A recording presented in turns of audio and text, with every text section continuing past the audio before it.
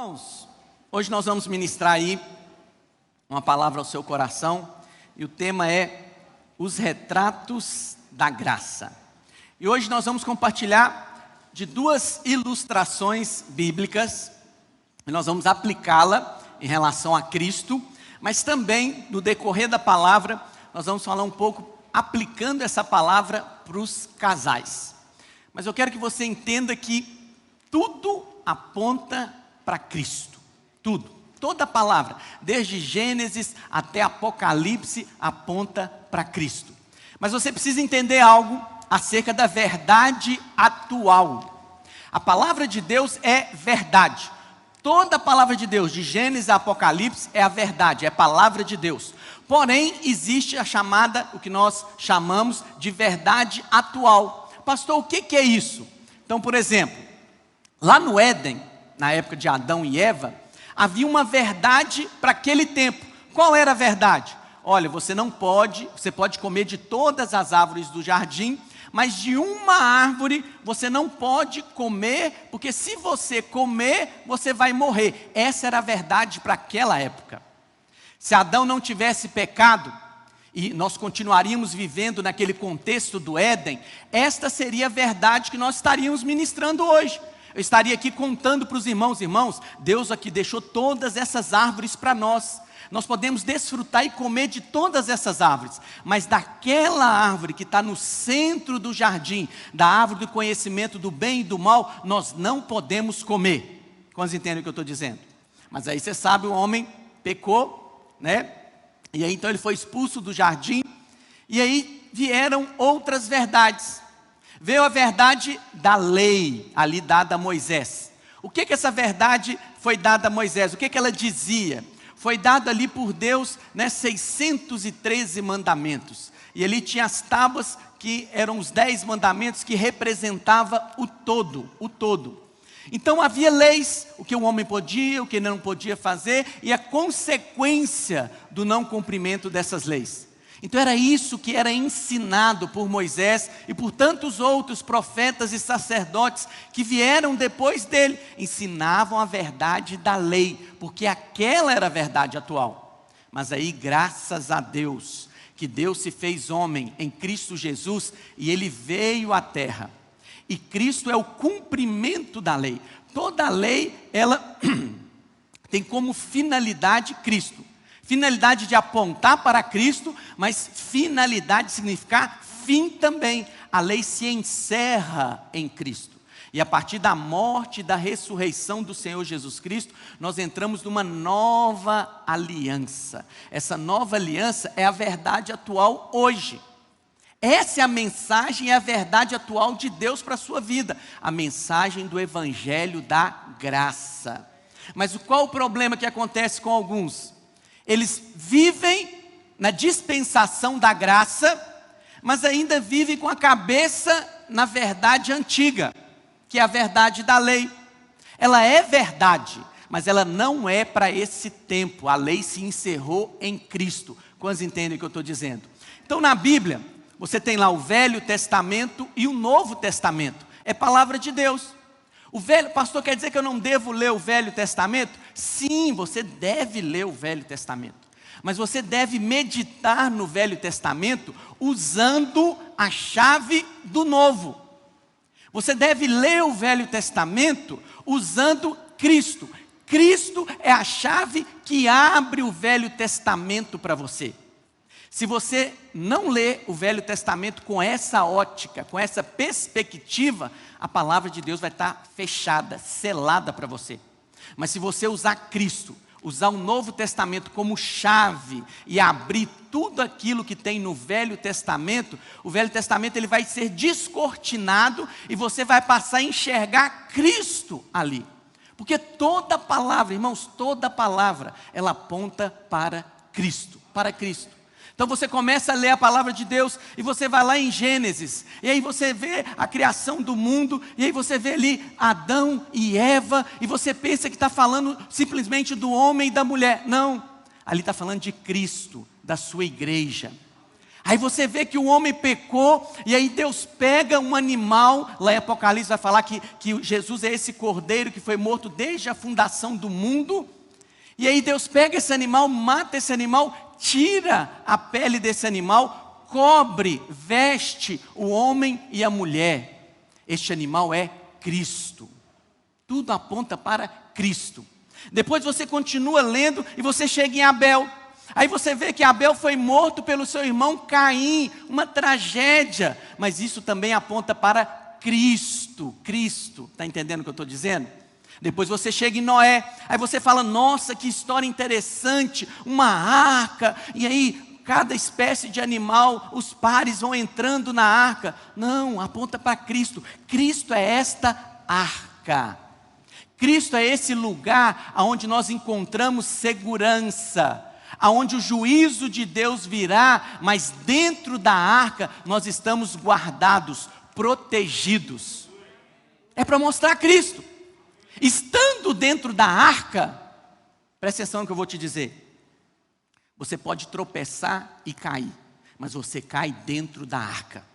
Jamais, ao tropeçar e cair, você é lançado fora da arca. Uma vez que você entrou nessa arca, uma vez que você está em Cristo, ninguém, nem você mesmo, como nós ministramos aqui, nada poderá nos separar desse amor. Quantos entendem? É Cristo que está ali na história de Noé. Depois você vem e olha lá a história de Abraão. Nossa, que história bonita. Mas aqui, pastor, Abraão vai levar o filho Isaque para ser sacrificado lá no Monte Moriá. É Cristo.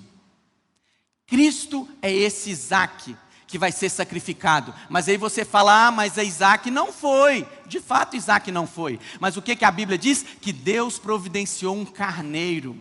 E esse carneiro estava preso ali entre os arbustos, preso com os seus chifres. Isso aponta para Cristo. Cristo é aquele carneiro. E o chifre do carneiro preso ali nos espinhos dos arbustos, aponta que um dia o Filho de Deus levaria sobre si uma coroa de espinhos. E Cristo é aquele Isaque que está ali deitado para ser sacrificado. Cristo foi sacrificado num monte.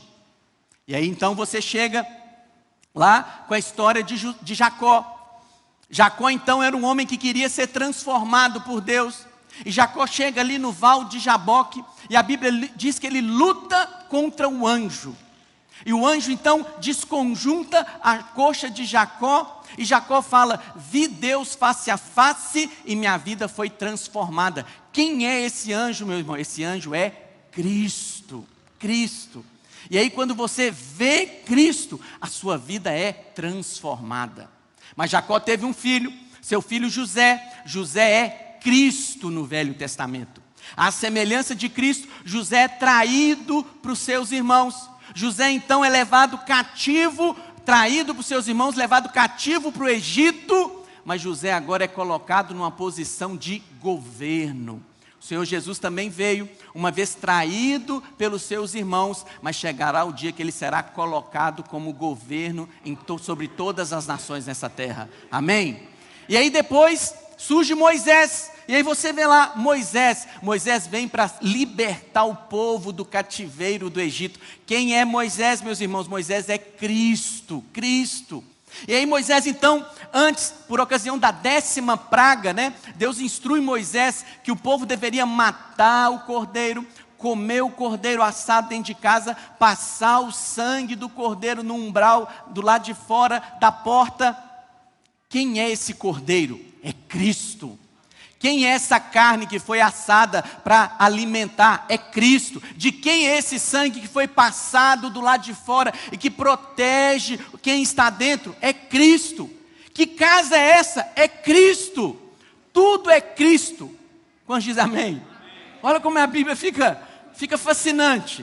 Você precisa ver Cristo, Cristo.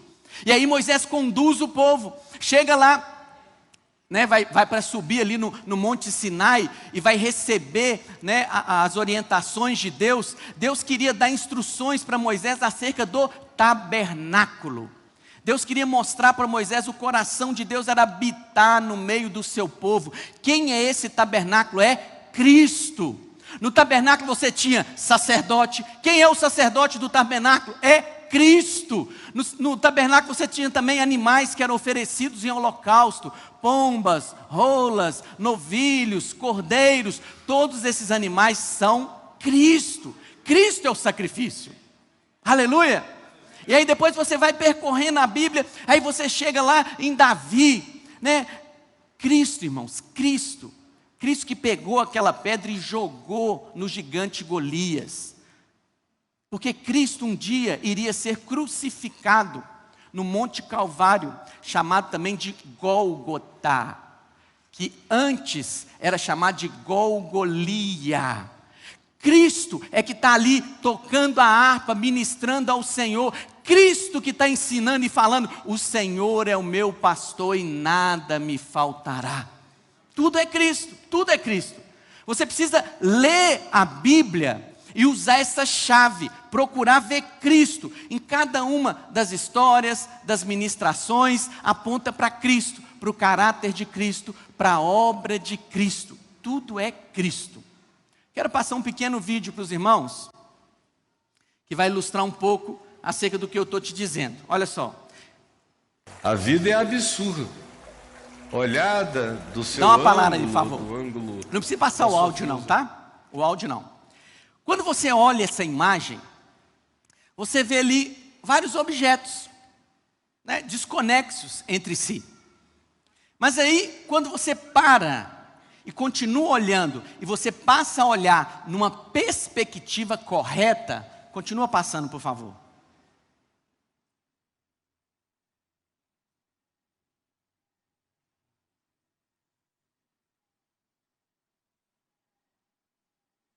Para. O que você está vendo ali? A imagem de um homem, a face de um homem.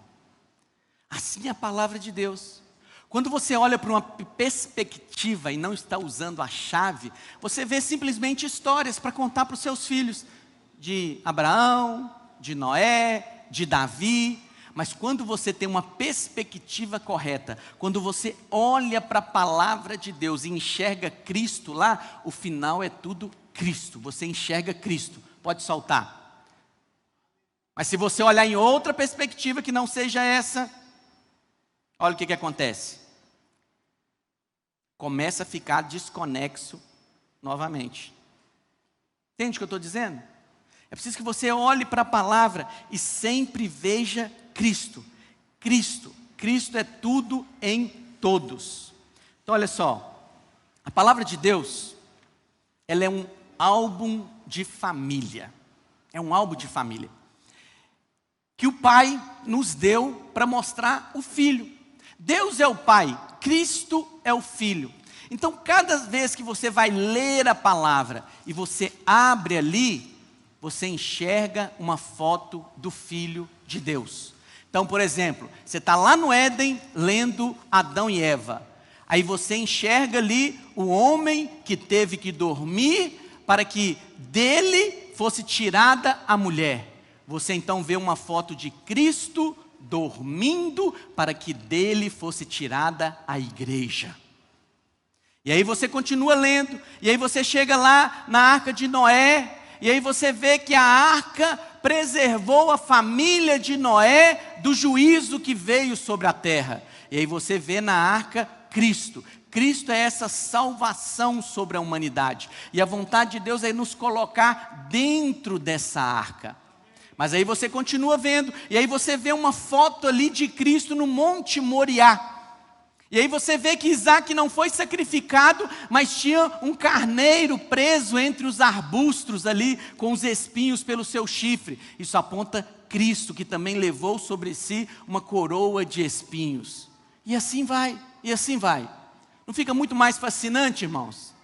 Porque tudo é Cristo. Cada domingo que você vem aqui, você vem para ver Cristo. E o que nós nos dedicamos a meditar é enxergar Cristo e passar essa imagem para você. Porque cada vez que você vê Cristo, algo acontece na sua vida.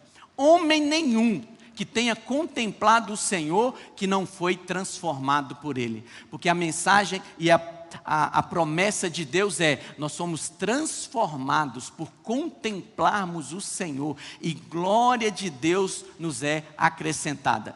E nessa noite eu quero mostrar para você duas ilustrações, onde você vai ver Cristo representado ali no Velho Testamento, sobre a perspectiva correta, que antes talvez você não via, você não tinha essa imagem.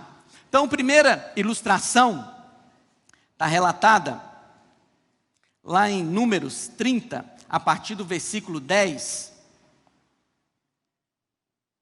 Vai falar acerca da mulher que resolve fazer um voto ao Senhor. Eu creio que todos sabem o que é voto, né? Voto é uma barganha. Então eu digo para você não fazer voto, não faça voto, receba tudo de graça. Mas se porventura você fizer, cumpra-o, porque Deus leva a sério a sua palavra. Então uma mulher resolve fazer um voto. Ela fala para o Senhor: Senhor, nunca mais eu vou comer carne. E se eu vier a comer carne, que o Senhor me torne cega de um dos meus olhos. Isso é um voto. A mulher podia fazer esse voto. Mas o que a Bíblia dizia? O que a lei dizia? Que se porventura essa mulher fosse solteira, e ela resolvesse fazer esse voto ao Senhor, e ela voltasse para casa, o seu pai então ficasse sabendo do voto, o seu pai poderia anular esse voto sem nenhuma consequência. O seu pai poderia falar: filha, não, basta isso. Não, chega, que voto mais tolo é esse? Eu não aceito esse voto, eu anulo ele. Deus respeitava. Mas também, se essa mulher fosse casada, e ela, sendo casada, fez esse voto, o que a lei dizia? Que se o marido soubesse do voto, e chegasse um dia o marido falava: olha, chega, você está ficando doida, não quero saber desse voto, basta. O marido também poderia, ele tinha essa autoridade para anular esse voto. Aí você vê uma história dessa, você pensa: uau, uma história bonita para trazer princípios para as nossas vidas. De fato, princípios preciosos, princípios de autoridade delegada do marido. O marido, ele tem autoridade dada por Deus para conduzir a sua casa. O marido também, ele tem que se posicionar, ele não pode se calar diante de circunstâncias. Tudo são princípios espirituais que realmente nos abençoam. Mas tem algo mais profundo, tem Cristo envolvido nessa história. Quantos querem ver Cristo nessa noite? Então vamos ler o texto? Porém, se fez voto na casa de seu marido, ou com juramento se obrigou a alguma abstinência, e seu marido o soube e se calou para com ela, ele não desaprovou, todos os votos dela serão válidos. Então presta atenção, o silêncio, ele também fala. Quando você se cala, você está dizendo algo, você está concordando com aquilo que você ouviu ou presenciou. Então o que a Bíblia está dizendo aqui? O marido chegou, ficou sabendo do voto, mas ele calou-se. O calar do marido é um consentimento, é uma aprovação do voto que a esposa fez. Então o voto se torna válido. E lhe será preciso observar toda a abstinência que a si mesma se obrigou. Então a mulher vai ter que cumprir aquele voto, vai ter que observar. Porém, se seu marido lhes anulou no dia em que o soube, tudo quanto saiu dos lábios dela, quer dos seus votos, quer da abstinência a que a si mesma se obrigou, não será válido. Seu marido lhes anulou e o Senhor perdoará a ela. Então, em contrapartida, se a mulher chegou em casa e falou: não, eu não vou comer mais carne. Mas por que você não vai comer mais carne? Não, porque eu fiz um voto ao Senhor e eu falei que eu não iria comer mais carne pelo resto da minha vida, e se porventura eu comesse, ele poderia me tornar cega de um dos meus olhos. Se o marido ouvir aquela história e calar, o voto passa a ser válido. Mas se ele ouvir e falar, que isso, mulher, você está ficando doida? Não, eu não aceito esse voto está anulado. Então Deus respeita a autoridade do marido e o voto, então, a mulher estava desobrigada a cumprir o voto que ela fez diante do Senhor. Quantos estão entendendo o que eu estou dizendo? Todo voto e todo juramento com que ela se obrigou para afligir a sua alma, seu marido pode confirmar ou anular. Porém, se seu marido, dia após dia, se calar para com ela, então o seu silêncio confirma todos os votos dela e tudo aquilo a que ela se obrigou, porquanto se calou para com ela no dia em que o soube.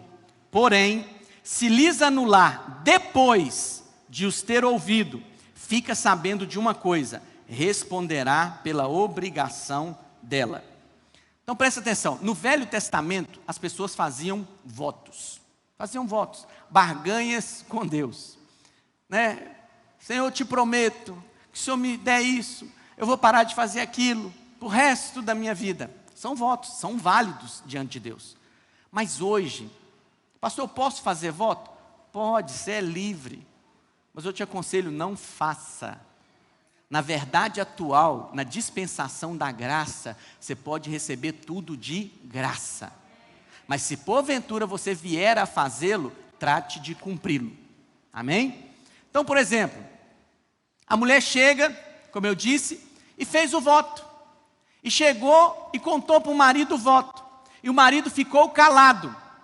Se você olhar essa história e não usar a chave do Novo Testamento, não usar Cristo, você pode ficar preso só a princípios.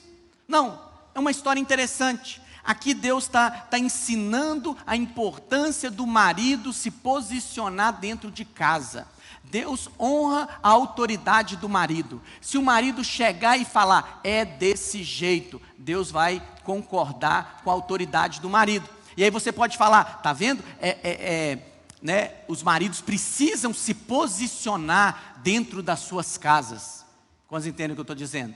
É bênção, é bênção. Ou você pode dizer, tá vendo a importância do marido falar? O marido não pode ficar em silêncio. Porque quando o marido fica em silêncio, ele está permitindo que coisas aconteçam na casa dele. Não é verdade? Aconteceu lá no Éden. A mulher falou, a serpente falou, e Adão, o que ele fez? Ficou calado. Ficou calado. Então preste atenção, maridos e pais. Quando você fica calado, quando deveria estar falando, você está permitindo que situações continuem acontecendo dentro da sua casa.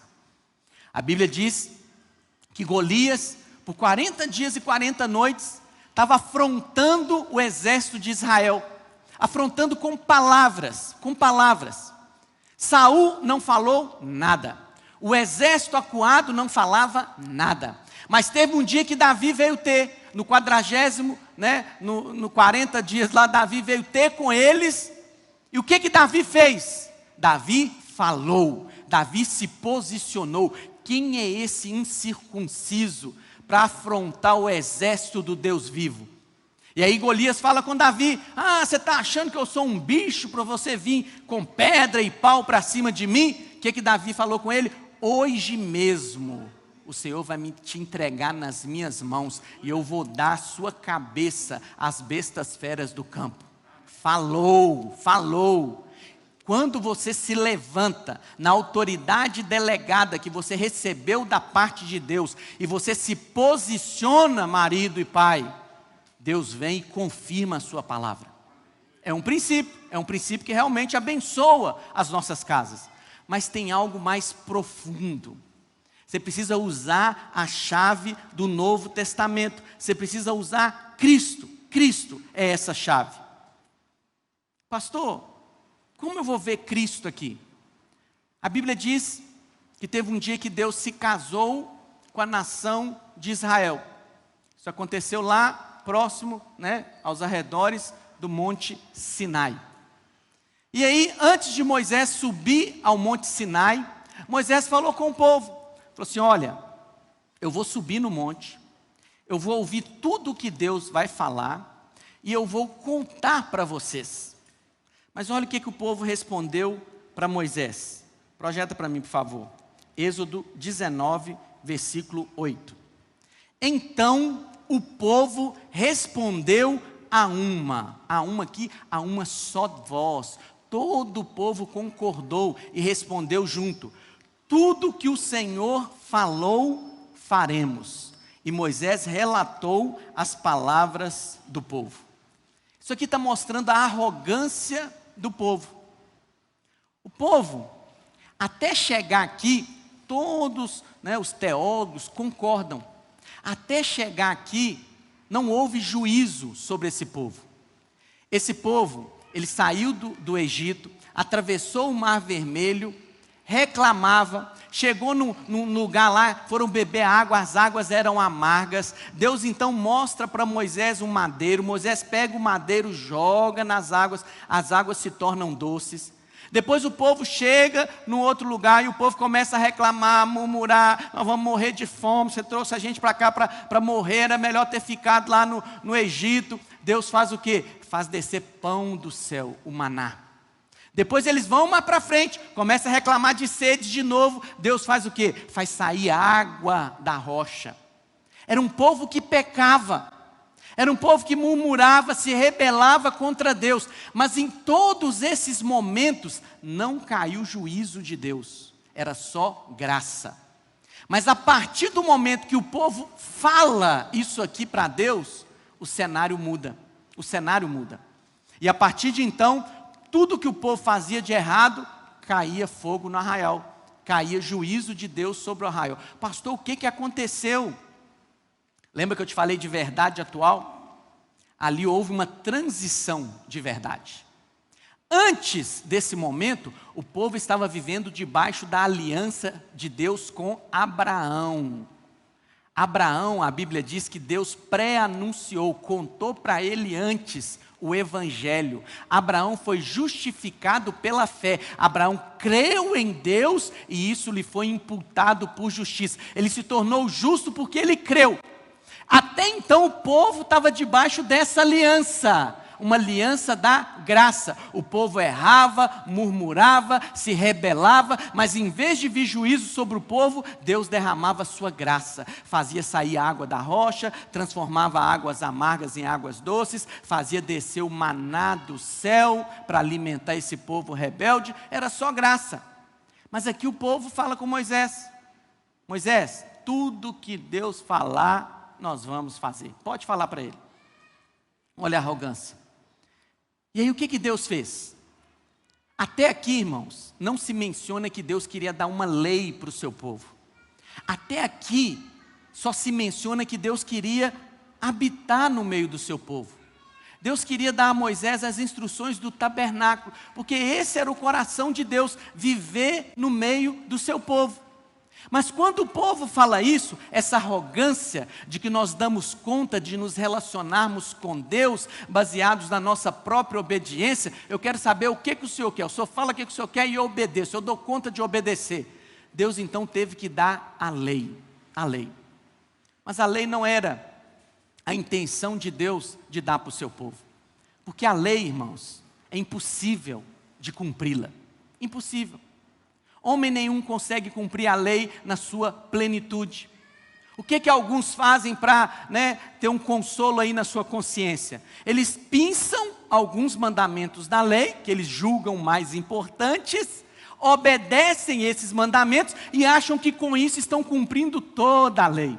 Mas é o contrário. O que a palavra de Deus vai dizer? Que se você falhar em um só, pode ser o menorzinho de algum mandamento da lei, você quebrou toda a lei. Deus deu a lei, não é para o homem cumpri-la. Pastor, o senhor é contra a lei? Não, jamais. A lei é santa, a lei é perfeita, a lei é justa, a lei veio de Deus. Olha que maravilha a lei. Irmãos, imagina nesse mundo aqui se todo mundo seguisse a lei. Você não ia ter adultério, você não ia ter roubo, você não ia ter assassinato, falso testemunho, mentira. Você nem ia precisar de trancar a sua casa, você podia deixar seu carro aberto ali. porque todos iam seguir a lei. Não é um mundo maravilhoso isso? A lei é boa, a lei é perfeita. Qual que é o erro? O erro está em nós. Nós não somos perfeitos. Não damos conta de cumprir a lei. Pastor, mas Deus deu uma lei? Seria muito injusto Deus dar uma lei sabendo que o homem não daria conta de cumpri-la. É como se Deus mandasse o gato latir. Está na natureza do gato miar. E Deus falou, agora você só vai ter que latir. Mas vai contra a natureza do gato. Isso é ruindade, isso é maldade. Deus não deu a lei para o homem cumprir. Presta atenção no que eu vou te dizer. A lei vai contra a natureza caída do homem. Vai contra. Então Deus não fez isso para maltratar o homem. Deus deu a lei para que o homem percebesse que ele não daria conta de cumpri-la, então clamaria por um Salvador. Clamaria pelo Cordeiro de Deus que tira o pecado do mundo. Quantos entendem o que eu estou dizendo? Esse é o coração de Deus, essa é a finalidade da lei, levar o homem a Cristo, apontar o homem para Cristo. Foi por isso que Deus deu a lei. Então olha só, aqui você tem todo o cenário dessa lei da mulher que fez o voto. Você tem, quem é o marido? Deus é o marido. Quem é a mulher? Primeiramente lá era Israel. Hoje é a igreja. Qual é o voto que Israel fez? Tudo o que o Senhor falar, nós vamos cumprir.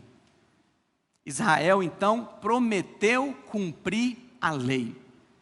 Como eu disse para você, o voto, lá no Velho Testamento, o voto ele é sempre acompanhado de uma penitência, de um castigo pelo não cumprimento do voto. Então a lei, o não cumprimento da lei, tem castigo, tem penalidade. Morte, pobreza, miséria. Está lá em Deuteronômio 28, as penalidades, chamada de maldição. Se o homem não cumprir a lei, não cumprir esse voto que foi feito, então a maldição viria e alcançaria a todos. Então Deus é o marido. Mas naquele momento do Monte Sinai, Deus não falou nada. Deus ficou calado com aquele voto. Ou seja, Deus consentiu. Ele não aboliu aquele voto. Então aquele voto agora passou a ser válido. E por mais de 1000 anos, 1500 anos, esse voto foi válido. Mas teve um dia que Deus falou. Em Cristo, o que Cristo veio à terra, sendo Deus, veio à terra como homem e falou, chega. Vocês não terão mais que cumprir essa lei. Eu vou abolir esse jugo da lei sobre a vida de vocês. Mas com isso, lembra lá do voto? O homem, se ele ficasse calado, o voto estava valendo. Mas se passasse de 1 semana, 2 semanas, ele visse o sofrimento da mulher, e ele falar, não estou aguentando isso mais não, mulher, vou cancelar o seu voto. Ele podia fazer isso, só que ele é quem ia sofrer a penalidade do voto quebrado. O que Cristo fez? Sendo o marido, ele cancelou o voto da lei sobre as nossas vidas. Mas ele mesmo pagou a penalidade. O que Gálatas vai dizer? Que Cristo se fez maldição no nosso lugar. Muitos, infelizmente, por falta de entendimento, acham que a morte de Cristo foi só para perdoar pecados. De fato, o sangue de Jesus, porque sem derramamento de sangue não há remissão de pecados, o sangue de Jesus perdoou, pagou a nossa dívida. Mas a morte de Cristo também é para nos livrar da maldição da lei, nos livrar do não cumprimento da lei. E como é que Cristo se fez maldito? Vamos ver esse texto de Gálatas 3,13. Cristo nos resgatou da maldição da lei. Como é que ele fez isso? Como é que ele me resgatou da quebra do voto, do cumprimento da lei? Fazendo-se ele mesmo maldição em nosso lugar. Como é que ele se fez maldição no nosso lugar? Porque está escrito, maldito todo aquele que for pendurado em madeiro. O que é isso? Lá em Deuteronômio tinha uma lei, que todo homem que fosse pendurado no madeiro, ele era maldito. Só que em Israel, apesar de ter essa lei, jamais foi aplicada essa pena capital. A pena capital, a pena de morte em Israel, era aplicada por apedrejamento. Apedrejamento. E de fato, várias vezes Jesus, quando esteve aqui, os judeus pegaram pedras para lançar sobre ele. E não era pedrinha não, irmãos, era pedra do tamanho que a pessoa desse conta de carregar, 5 quilos, 1 quilo, para jogar, para matar. Mas em todas essas vezes Jesus se desviava, Jesus saía. Por quê? Porque ele não poderia ser morto por apedrejamento. Se ele fosse morto por apedrejamento, o sangue iria ser derramado. Então, o perdão dos nossos pecados, ok, seria consumado ali naquela morte, mas nós não seríamos livres da maldição da lei. Pastor, então o que aconteceu? Se o judeu jamais praticou essa pena capital? Pendurar em madeiro era cultura de povo fenício. E aí o que aconteceu? Os romanos estavam dominando Israel na época, 1500 anos depois, eles adotaram essa prática dos fenícios. Passaram então a executar criminosos no madeiro, na crucificação. Vê que tudo, como é que o alinhar da história é tudo para o cumprimento da profecia. Então na cruz, Cristo tinha que morrer pendurado numa cruz, porque na cruz ele estava recebendo a anulação, a consequência da anulação do voto que foi feito do cumprimento da lei. Quantos entendem o que eu estou dizendo? Você agora está livre da maldição da lei, porque Cristo se fez maldito no seu lugar. Cristo, sendo seu marido, irmãos, se levantou e falou: olha, acabou. Você não precisa mais viver sobre o jugo da lei. Mas quem é que vai sofrer a consequência por quebrar a lei, o voto da lei? Eu mesmo vou pagar o preço em abolir esse voto sobre a sua vida. Preste atenção no que eu vou te dizer. Agora aplicando, falei para você que eu ia aplicar também para casamento. Eu não sei, foram 1500 anos, se em Israel algum marido fez isso. A Bíblia não menciona. Poderia ter feito. Algum marido, né, ficou calado no início do voto da mulher e depois resolveu, estava com dó da mulher, a mulher estava sofrendo por causa daquele voto tolo, ele resolveu levar a culpa no lugar dessa mulher. Não sei se foi feito, mas preste atenção no que eu vou te dizer. Todas as vezes que você, marido, se posiciona para levar a culpa no lugar da sua esposa, você tira a maldição e deixa a bênção fluir na sua casa. Não importa o que aconteça. O pastor contou uma história, um testemunho. Uma irmã contou para ele que ama demais o seu marido.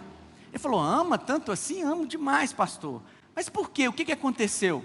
Pastor, teve um dia que eu precisava ir visitar os meus pais, uma emergência em outro estado.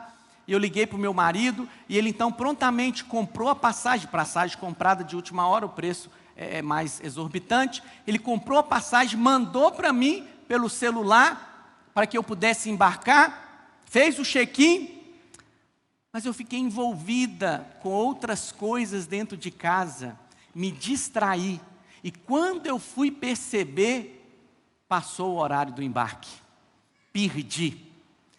Pastor, eu fiquei muito aflita. Meu marido, eu pedi para ele comprar passagem de última hora, pagou um preço muito caro, e agora, para nada, ele vai brigar demais comigo quando ele chegar em casa. O que eu vou fazer? E aí o marido chega em casa à noite, quando ele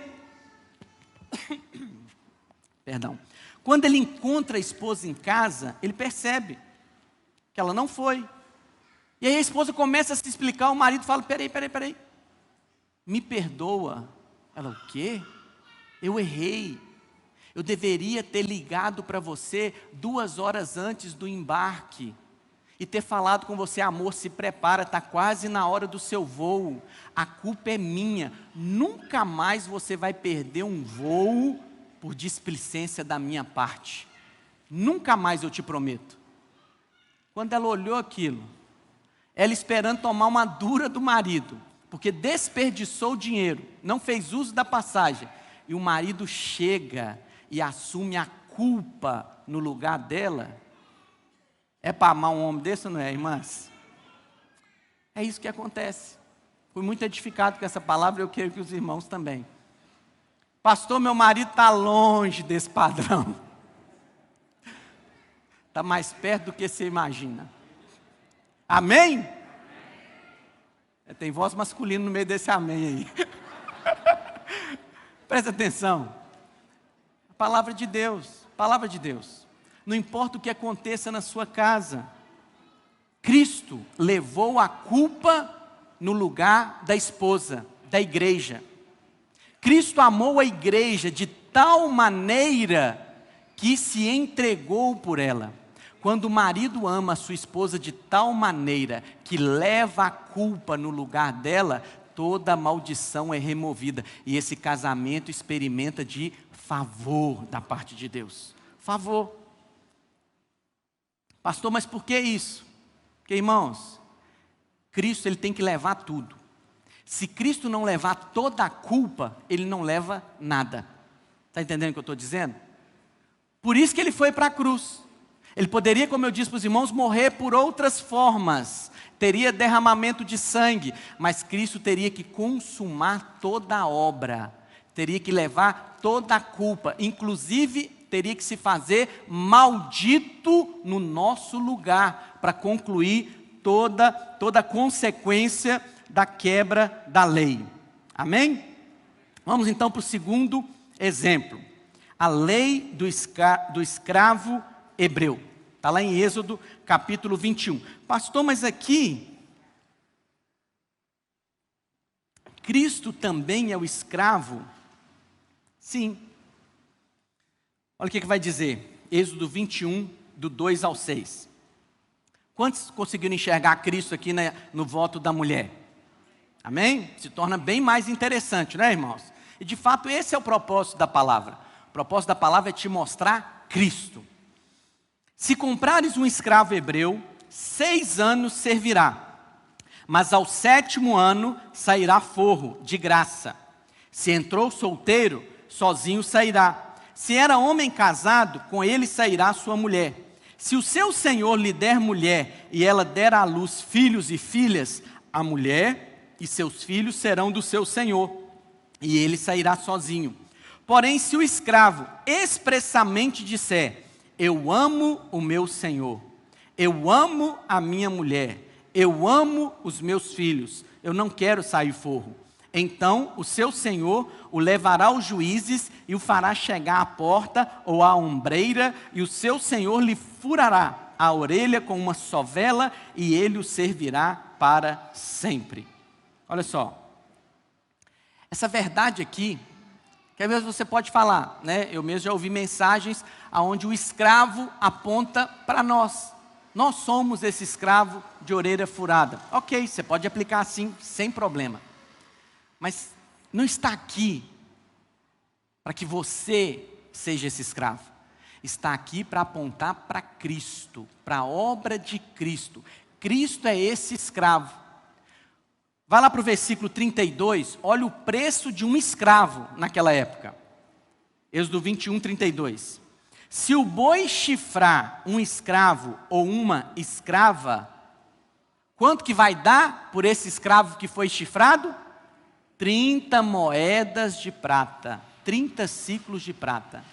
Era o valor de um escravo lá no Velho Testamento. O Senhor Jesus foi vendido por quantas moedas de prata? 30 moedas de prata. O Senhor Jesus foi vendido, foi traído pelo preço de um escravo. Porque o Senhor Jesus é esse escravo. Pastor, mas Deus, Ele sendo Deus, Ele veio aqui para servir? Sim, é isso que a Bíblia diz. Que Ele sendo Deus, não usurpou o ser igual a Deus, mas abriu mão. E ele veio na forma de homem, mas ainda mais, para se tornar servo de homens. E para ir para uma cruz, para nos servir, dando a sua própria vida. Você tem um Deus que te serve. Isso para uma mente legalista é um escândalo. Como assim, pastor? Deus me serve? Eu sei que você quer servir a Deus, mas olha, você tem um Deus que te serve. Não é que você manda em Deus, presta atenção no que eu vou te dizer. Deus te serve quando Ele é o seu Salvador. Deus te serve quando Ele salva você de um casamento ruim. Deus te serve quando Ele salva você de uma enfermidade. Deus te serve quando Ele salva você de um problema financeiro, de um conflito familiar. Em todas essas circunstâncias, Deus está te servindo. E sabe o que vai dizer? Lá em Lucas, Jesus contando, que Ele vai na eternidade, projeta por favor rapidamente esse texto. Na eternidade, Lucas 12, 37, Ele ainda vai nos servir. Bem-aventurados aqueles servos a quem o Senhor, quando vier, os encontrem vigilantes. Em verdade vos afirmo que o Senhor há de cingir-se, vai colocar um avental de servo, dar-lhes lugar à mesa e aproximando-se, o que Ele vai fazer, irmãos? O servirá. Naquele dia, você vai ser servido pelo próprio Senhor. Pelo próprio Senhor.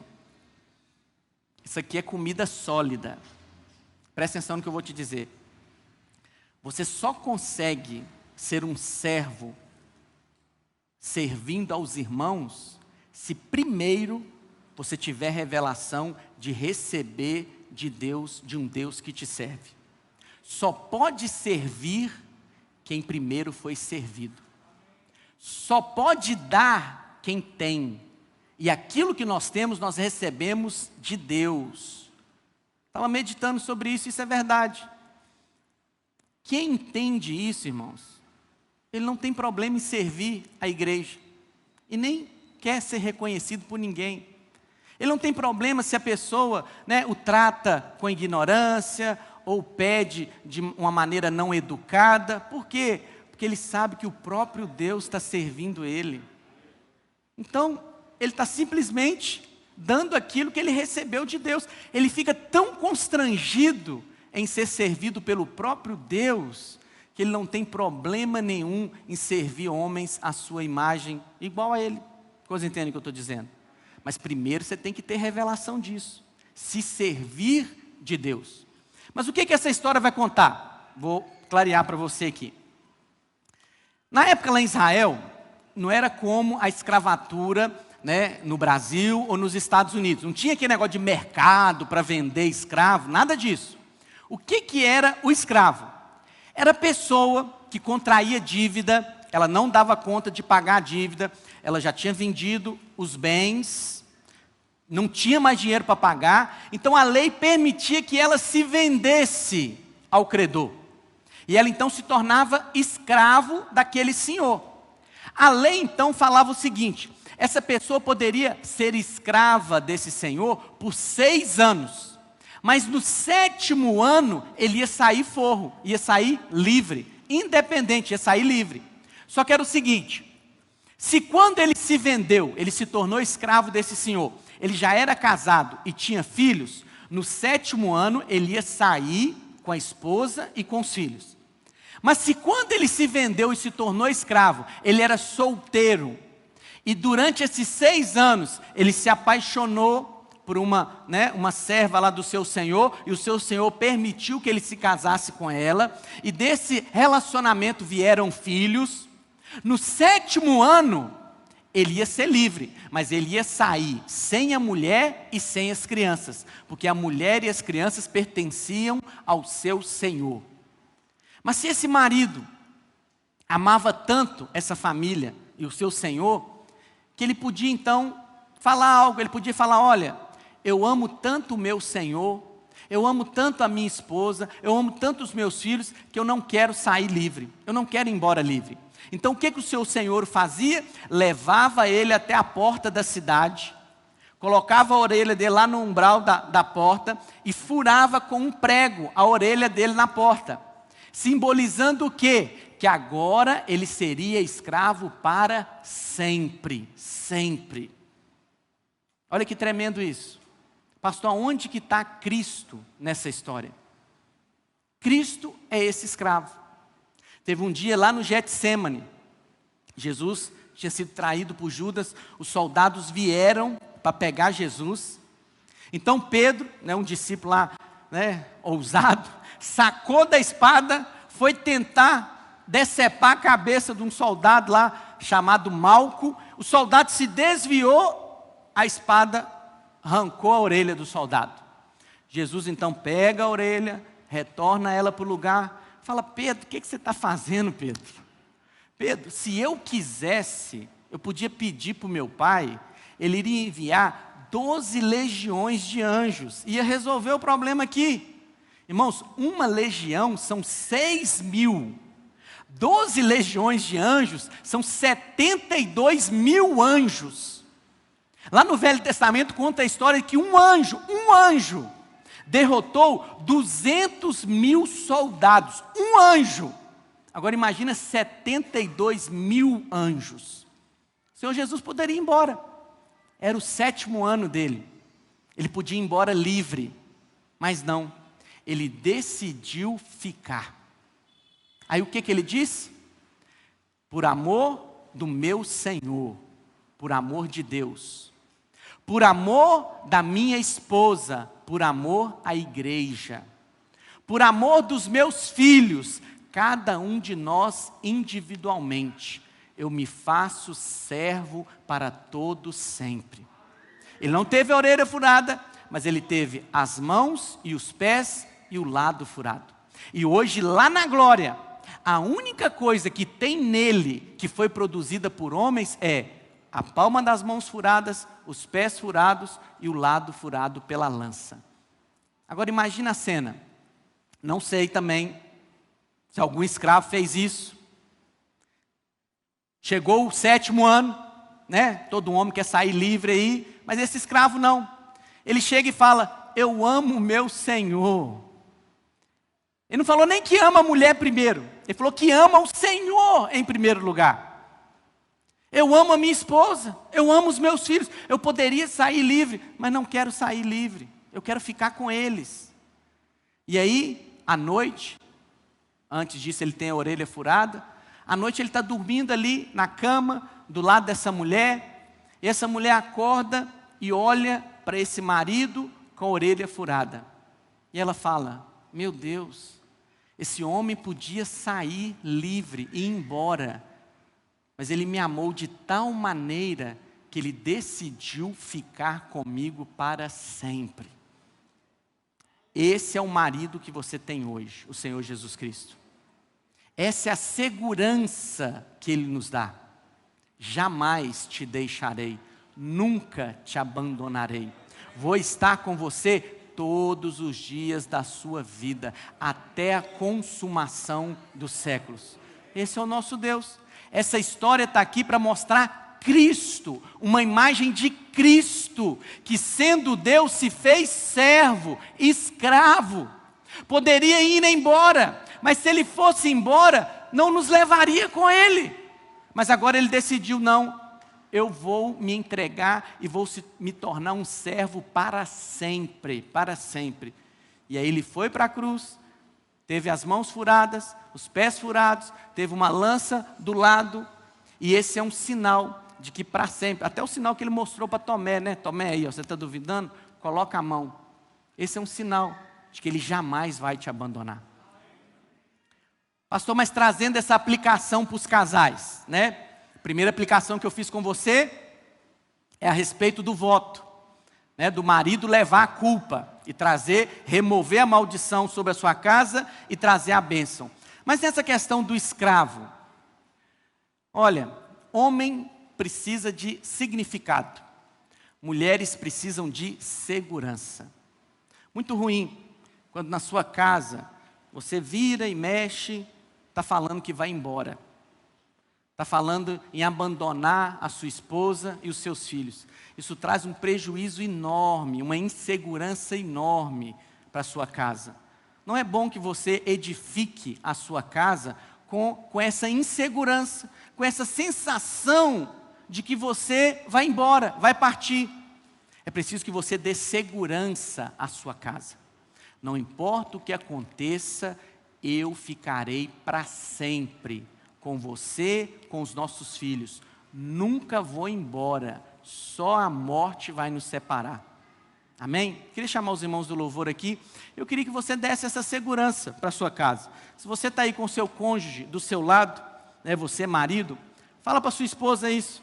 Fala, olha, eu reafirmo a minha aliança com você e te prometo, jamais vou embora. Nunca vou deixar você nem os nossos filhos, seja quais forem os problemas que nós enfrentarmos. E eu queria que você ficasse em pé no seu lugar. Nós vamos ministrar uma canção e o Espírito Santo vai testificar, vai selar essa palavra no seu coração. Pastor, que palavra, pastor? A imagem de Cristo que quebrou o voto da lei, Cristo que sofreu a penalidade da quebra da lei, se fez maldito no nosso lugar, para que nós pudéssemos desfrutar de bênçãos. Mas Cristo também é esse marido que não foi embora, que teve a orelha furada como sinal do seu amor, em primeiro lugar, por Deus, depois pela esposa, pela igreja e por cada um de nós individualmente sendo filhos. E a promessa dele é, jamais vai nos abandonar, jamais vai nos deixar. Feche seus olhos por um instante. Senhor, em nome de Jesus, ó Espírito Santo de Deus, sela essa verdade no coração dos teus filhos. Pai, sela essa imagem, ó Deus, que fomos ministrados nessa noite. A imagem, ó Pai, de Cristo, anulando a lei sobre as nossas vidas, tirando o jugo da lei e pagando o preço no nosso lugar, se fazendo maldito no nosso lugar, nos livrando da maldição da lei e nos colocando numa posição de sermos abençoados com toda a sorte de bênçãos. Pai, mas também sela essa imagem no coração dos seus filhos, que o Senhor Jesus decidiu, por amor, ficar e sofrer as consequências no nosso lugar. Ele decidiu ter as mãos, os pés furados, ter o lado furado pela lança, por amor a nós. E esses sinais são sinais de que jamais o Senhor vai nos abandonar. Pai, que esse amor, que o Espírito Santo de Deus possa ministrar esse amor incondicional, incompreensível, com palavras humanas, inexplicável, com a mente humana. Não temos como, Pai, só pelo Teu Espírito, para trazer luz, revelação, para compreendermos qual a extensão, qual o comprimento, a largura, a profundidade, a altura desse amor de Deus revelado em Cristo Jesus. E nessa noite eu declaro, durante a ministração dessa canção, o Espírito Santo de Deus vai ministrar os nossos corações, nos constrangendo com esse amor. Vamos ser enlaçados, vamos nos tornar prisioneiros de Deus, e o que nos prende é o amor que nos constrange. E o Espírito Santo vai trazer essa revelação do quanto somos amados, amados, amados. Em o nome de Jesus, amém. Ministre e seja ministrado por essa canção.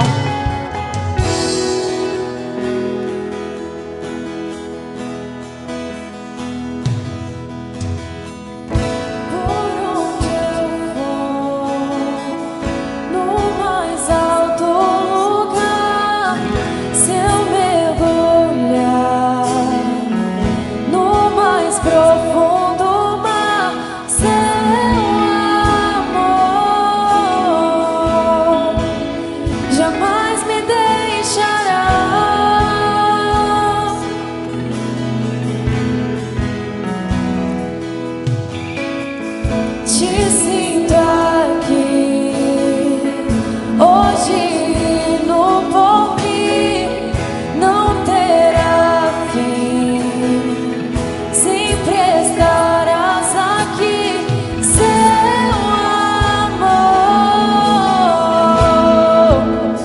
jamais me deixará. O seu amor me persegue. O seu amor me persegue. Pra onde eu fugirei? Pra onde me esconderei? O seu amor me persegue. O seu amor me persegue.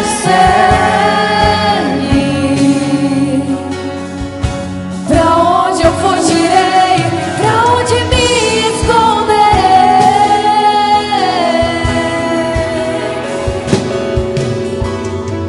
Por onde eu for, no mais alto lugar, se eu mergulhar no mais profundo mar, seu amor jamais me deixará.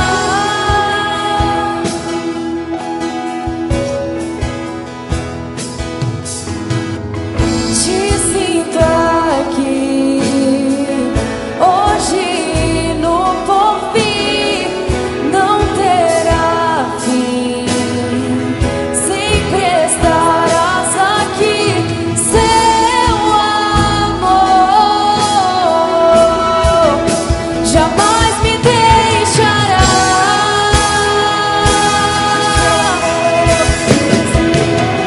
Me persegue. O seu amor me persegue. Pra onde eu fugirei?